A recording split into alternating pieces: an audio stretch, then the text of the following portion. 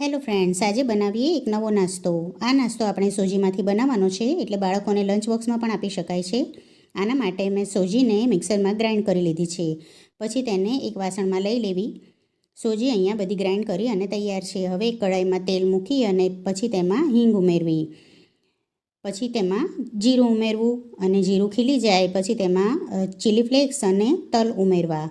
બધું સારી રીતે મિક્સ કરી લેવું અને પછી તેમાં પાણી ઉમેરવું. પાણી ઉમેરી અને એક બોઇલ આવે ત્યાં સુધી તેને કૂક થવા દેવું.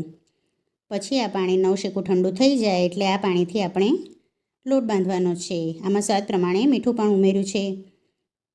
હવે આ પાણી નવશેકું ઠંડુ થઈ ગયું છે તો અહીંયા હું લોટને બાંધી લઈશ. અહીંયા સરસ લોટ બંધાઈ ગયો છે. પછી તેમાં કોથમીર ઉમેરી દેવી, ઝીણી સમારેલી. અહીંયા તમે લીમડાના પાન પણ ઉમેરી શકો છો ઝીણા કટ કરીને.